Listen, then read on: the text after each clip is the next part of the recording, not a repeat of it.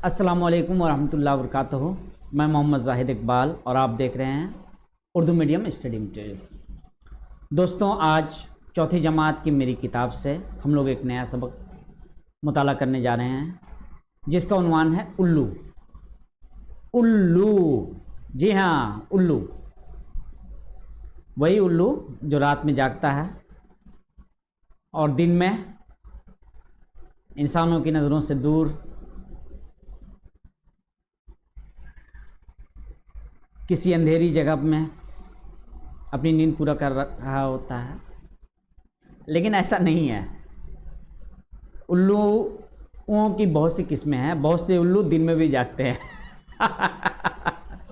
खैर, उल्लू के ताल्लुक से अभी देख रहे थे कि एक वीडियोज़ हमने देखा और आपकी किताब में भी बहुत ही मालूमाती मजमून है, उसको भी पढ़ा तो जो जानकारी मिली वो बड़ी दिलचस्प है और आप भी उससे लुत्फ़अंदोज़ होंगे। उल्लू को अमूमी तौर पर आधी दुनिया बदबख्ती की अलामत समझती है, मनहूस समझती है, बुरा समझती है, जबकि आधी दुनिया उसको खुशबख्ती की अलामत समझती है, इल्म की अलामत समझती है और अच्छा समझती है।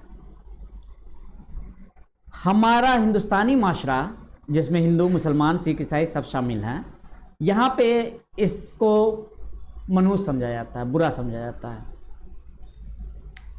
हमारे यहाँ ज़रूर मिस्ल असल में माशरे के का अक्कास होते हैं। उल्लू का पट्ठा बहुत मशहूर ज़रूर मिस्ल है ना। जैसे किसी को गधा अगर कह दिया जाए तो बुरा मान जाता है कि गधा से ये किया गया, तो उल्लू कहने से भी लोग बुरा मान जाते हैं। बुरा मानने की वजह क्या है कि उल्लू को अच्छा नहीं समझा जाता है। लेकिन यूरोप में उल्लू को अक्लमंदी की अलामत समझा जाता है, इल्म की अलामत समझा जाता है। जापान में खुशबख्ती की अलामत समझा जाता है, अच्छी किस्मत होने की अलामत। उसी तरह अफ्रीका और हिंदुस्तान में जो है उल्टा मामला है। यहाँ पे अच्छा नहीं समझा जाता, मनहूस समझा जाता है। तो सबक में अब आएंगे हम।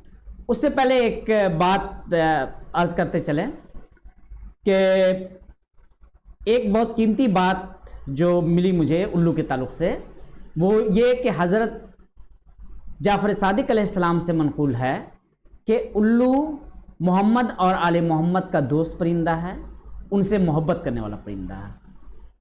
और उल्लू इत्तेफाक से करबला में भी पहुंच गया था और उसने इमाम हुसैन से इजाज़त चाही कि मुझे रहने की इजाज़त मिले, और उसने वो मंज़र देखा कि किस तरह से शोहदाए करबला पर जुल्म जब्र का पहाड़ टूटा, किस तरह से नन्हे अली असगर के गले पे तीर मारा गया, किस तरह से ख़ीमों को उजाड़ा गया, जलाया गया। हज़रत इमाम जाफ़र अलैहिस्सलाम ने कहा कि इससे पहले तुम लोग क्या समझते हो कि उल्लू जो है इंसानी आबादी से दूर रहता है? ऐसा हमेशा नहीं था, बल्कि वो इंसानों के दरमियान रहता था, इंसानों के साथ रहता था, जैसे आज मुर्गी बत्तख रहते हैं। लेकिन करबला के वाक़या के बाद उसको इंसानों से नफ़रत हो गई और इंसानों से दूर दूर रहने लगा। बहरहाल, तो ये तज़किरा ज़रूरी था जो हमने आपके सामने किया। अब हम सबक की तरफ आते हैं। चलिए, सफ़ा नंबर 79, 77, 77, 78 और 79 तो शुरू करते हैं।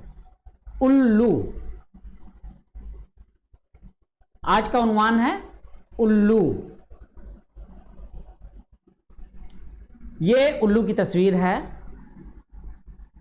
बहुत प्यारा सा परिंदा है माशाल्लाह। ये यूनान की देवी है, उसके साथ जो है उल्लू नज़र आ रहा है। यहाँ पर भी उल्लू के आँखों पर खुसूसी फोकस किया गया है। तो अब उल्लू के ताल्लुक से हम लोग पढ़ना शुरू करते हैं। उल्लू कहीं का जी, उल्लू कहीं का, उल्लू का पट्टा, ये सब हिंदुस्तानी माशरे में कहावत ज़रूर मिस्र मशहूर है और ये हमारे समाज की अक्कासी करता है। अरे भाई साहब ज़रा सोच समझ कर बोलिए, ये कौन बोल रहा है? असल में मुसन्निफ़ ने ये मजमून उल्लू की तरफ से लिखा है, उल्लू की वकालत करते हुए। तो ये उल्लू बोल रहा है, अरे भाई साहब ज़रा सोच समझ कर बोलिए। आप जिस अंदाज से उल्लू कहीं का कहकर अपने छोटे भाई को उसकी किसी गलती पर डांट रहे हैं, इससे साफ जाहिर है कि आप मुझे यानी उल्लू को हकीर और जलील समझते हैं। जी, हमारे यहाँ उल्लू कहीं का, उल्लू का पट्टा ज़रूर कहा जाता है, गुस्से में हम लोग कहते हैं, लेकिन उल्लू को इस पर एतराज़ है तो भाई सोच समझ करके बोला कीजिए ताकि जो है उल्लू को बुरा नहीं लगे। बहरहाल चलिए आज मैं आपकी गलतफहमी दूर कर देता हूं। ये कौन कर रहा है? उल्लू।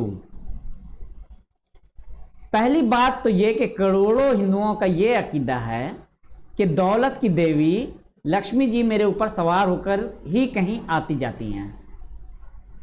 ये हिंदुओं का अकीदा है कि लक्ष्मी जी उल्लू पर सवार होकर आती जाती है, ठीक है। दूसरी बात ये कि महाराष्ट्र के इलाके में एक बड़े तबके का अकीदा ये भी है कि दिवाली के मौके पर लक्ष्मी जी उल्लू की बलि चढ़ाने से बहुत खुश होती हैं। हाँ, ये अकीदा महाराष्ट्र वालों का, लिहाजा हर दिवाली से कबल वहाँ उल्लुओं की बड़ी खरीदो फरोख्त होती है। इस फरसुदा मतलब पुराने ख्याल पर रोक लगाने और उल्लुओं की हिफाजत की गर्ज से हुकूमत महाराष्ट्र ने उल्लू की खरीदो फरोख्त पर पाबंदी लगा दी है, ठीक है। हमारे यहाँ बंगाल में भी शेर के शिकार पर पाबंदी है, बहुत से जानवर हैं, हरण के शिकार पर पाबंदी है, ठीक है। तो इसी तरह वहाँ उल्लू के खरीद फरोख्त पर पाबंदी है, लेकिन तोहम परस्ती की बिना पर जो काम पहले खुल्लम खुल्ला होता था अब चोरी छुपे होता है, और चोरी छुपे होने की वजह से उल्लू की कीमत भी आसमान छूने लगी है। तो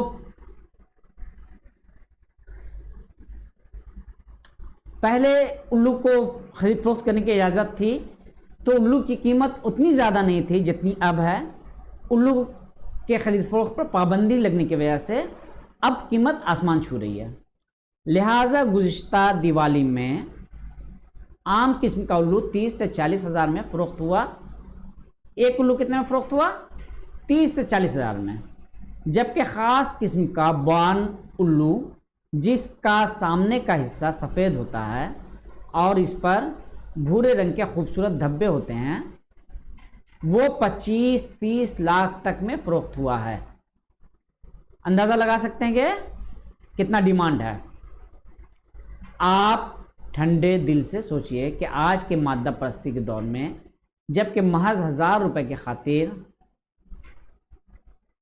अशरफ तरीन मखलूक यानी इंसान को कत्ल कर दिया जाता है, अगर कोई परिंदा बलि चढ़ाने के लिए 20-25 लाख में बेचा या ख़रीदा जा रहा हो तो किसी इंसान को क्या हक है कि उस परिंदे को हकीर या जलील समझे। बहुत सही बात है। अखबारात देखते हैं हम लोग तो 5 रुपये 10 रुपये के लिए देखा जाता है कि एक शख्स दूसरे शख्स का कत्ल कर दे रहा है। एक रोटी के लिए लोग कत्ल कर दे रहे हैं, बहुत अफसोस होता है पढ़ के। लेकिन एक परिंदा और 25 लाख रुपए कीमत उसकी, वाकई आज के दौर में, इस जदीद दौर में हैरानी की बात है कि लोग इतने तौम परस्त हैं, इस तरह की भी सोच रखते हैं, इतने पुराने ख्यालात के हैं। अब तीसरी बात भी सुन लीजिए। अपनी नावाकफियत और कम इल्मी के बिना पर इंसान ने मेरे बारे में ये मशहूर कर रखा है कि मैं जिस जगह को अपना मस्कन बनाता हूँ वो जगह वीरान और बर्बाद हो जाती है। अच्छा, अभी एक बात का तज़किरा आपसे करना ज़रूरी समझता हूँ। ये मस्कन जो लफ्ज़ है, इस लफ्ज़ ने मुझे बहुत परेशान कर रखा था। मस्कन पढ़ूँ, मुस्किन पढ़ूँ या मस्किन पढ़ूँ, क्या पढ़ूँ समझ में नहीं आ रहा था। फिर मुझे डिक्शनरी देखनी पड़ी, पता चला कि मस्कन ही है। तो एक लफ्ज़ सही तलफ़ुज़ के लिए काफ़ी मेहनत की ज़रूरत होती है। तो ये टीचर साहबान की ज़रूरत है से मैं मुखातिब हूँ, इसलिए कि वीडियो ज़्यादातर टीचर साहबान ही के पास सबसे पहले जा रही है कि कहीं पे तलफ़ुज़ में गलती हो तो आप बराए करम इस्लाह करें ताकि आइंदा उसको बेहतर बनाया जा सके। हम जो वीडियो रिकॉर्ड कराते हैं वो उसमें एडिटिंग का कोई सिस्टम नहीं है, बल्कि बस एक बार शुरू तो आखिर तक बस रिकॉर्डिंग, इसलिए उसमें गलतियां तो रह ही जाती हैं, इसमें कोई शक नहीं है। लेकिन कोशिश होती है कि हम तैयारी करके बैठें और आखिर तक कंप्लीट करके उठें। तो मस्कन का तज़किरा अभी याद आ गया कि उसके लिए हम बहुत परेशान हुए और बिलाखिर पता चला कि वो मस्कन ही है। ठीक है, तो आपसे शेयर कर लिया। आगे चलते हैं।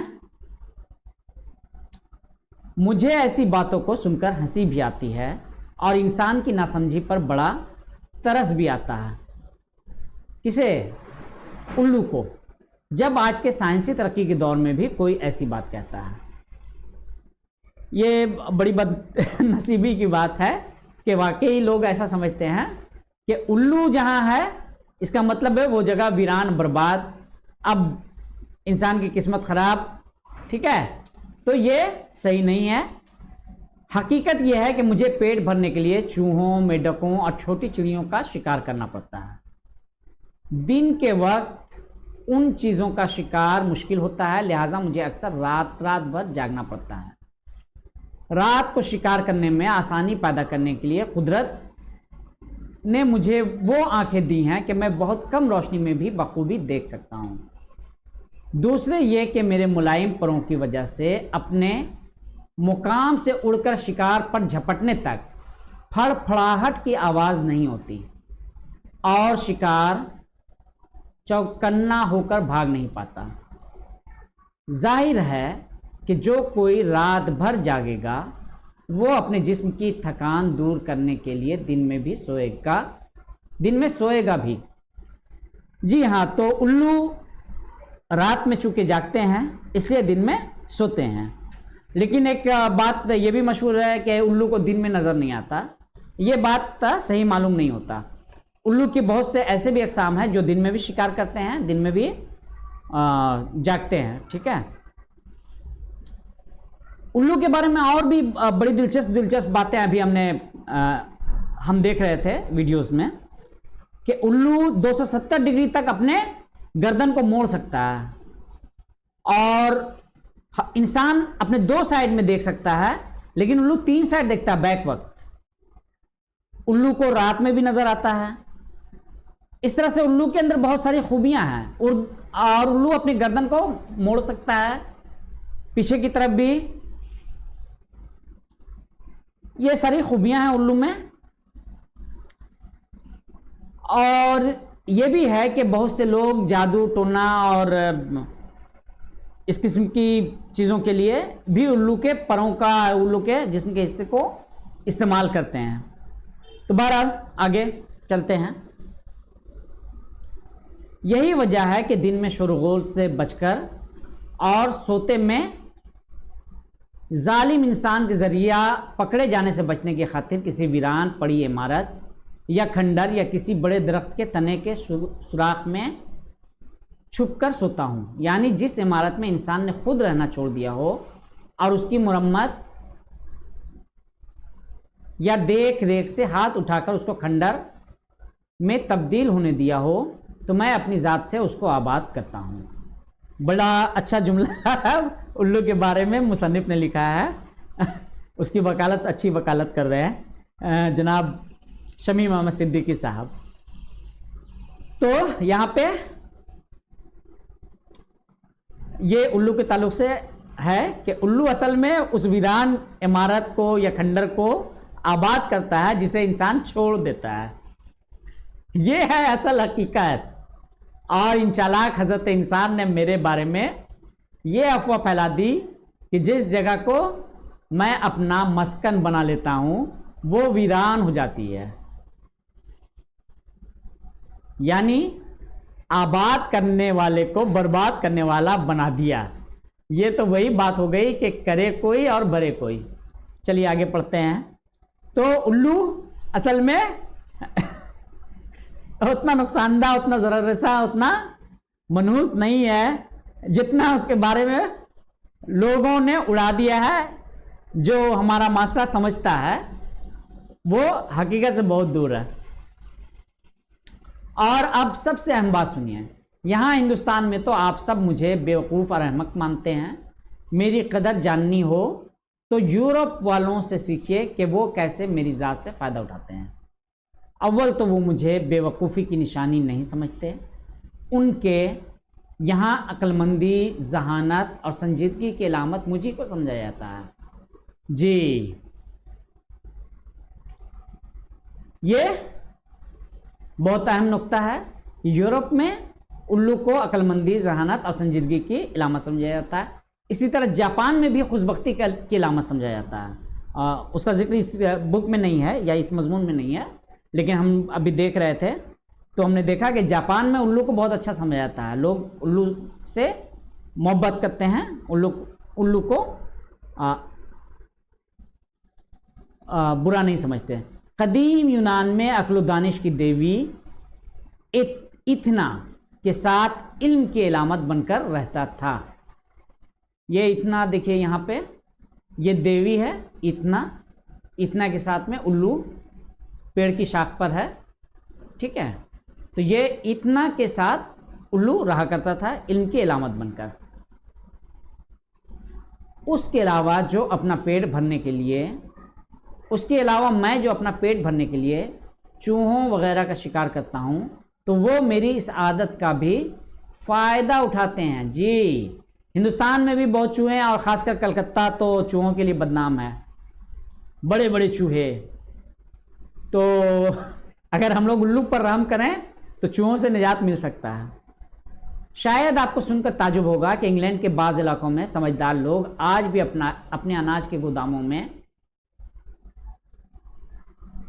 ऐसे रोशनदान बनवाते हैं जिनसे उल्लू बासानी बाहर आ जा सके, अंदर बाहर आ जा सके।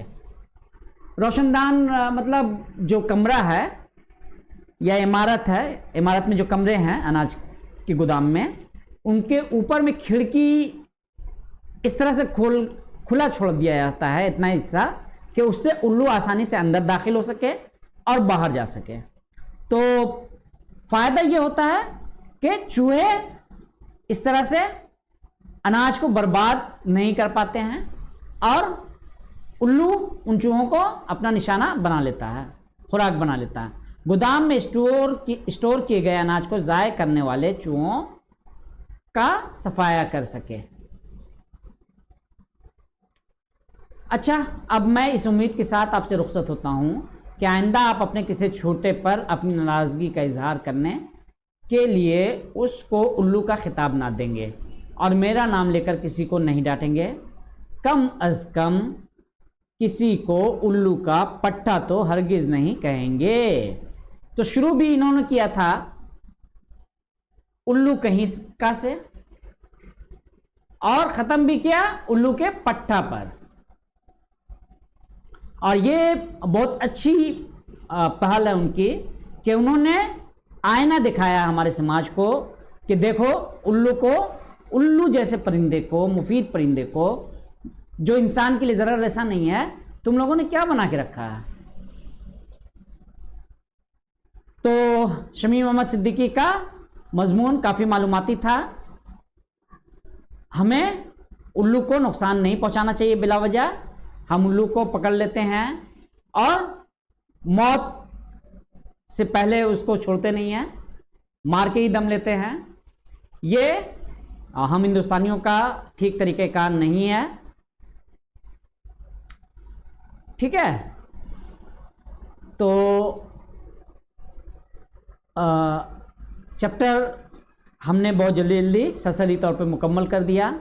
इस पर इसके तमाम सवाल जवाब को हल कराएंगे बशमूल अल्फाज मानी जाकिर सर अगले वीडियो में इंशाअल्लाह ताला। फिर मिलते हैं बहुत जल्द नई वीडियो के साथ। अल्लाह हाफिज़, अस्सलाम वालेकुम व रहमतुल्लाहि व बरकातुहू।